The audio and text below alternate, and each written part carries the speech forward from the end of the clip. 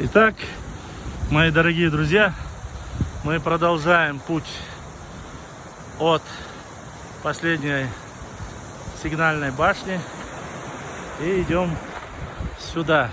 Отсюда я вам хочу показать. Посмотрите, прямо наверху находятся остатки сигнальной башни. И вот здесь, сейчас мы пройдемся с вами чуть вниз, я вам покажу. Две башни. Одна боевая, разрушена, одна сигнальная. Так, посмотрите на речку нашу прекрасную. Какая она чистая, прозрачная, кристальная. Посмотрите.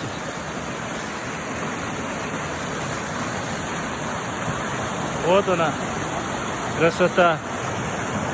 100% натуральный продукт. Ишь, тот буквой, да ему. Там хвойный лес. То здесь уже электричество провели. Хоть это высокогорье. Яхмобил. Шервой угуза. Вот. Хоть это высокогорье, но, как говорится, газ, свет сюда уже провели. По крайней мере. Вот. И если будет видно, посмотрите. Вот она прямо. Вот кусочек, который остался. Вот видите, острый. Одна стена от боевой башни. Вон там сверху это сигнальная башня. Видите, прямо макушка. А вот здесь остатки башенного боевого комплекса. То есть, что я хочу сказать? Я хочу сказать, что вот эти сигнальные башни были построены по назначению. Это не декор, это не красота, это не 19-20 век. Они использовались. И как вы видите, сейчас здесь многие комплексы, некоторые разрушены.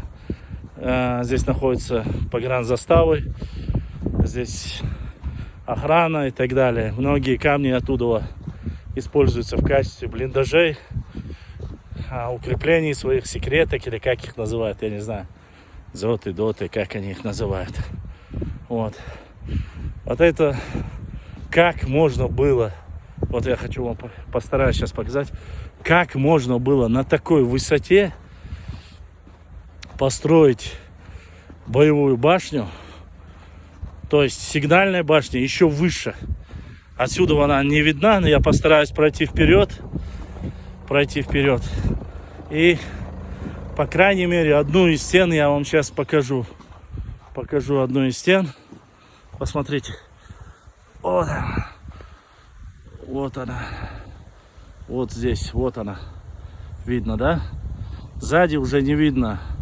Сигнальная башня. Вот они, горы, покрытые снегом. Вот это ущелье. То есть здесь очень много разрушенных. Видим еще один полуразрушенную сигнальную башню. И почти что на 80% разрушенную боевую башню. Продолжаем снимать дальше.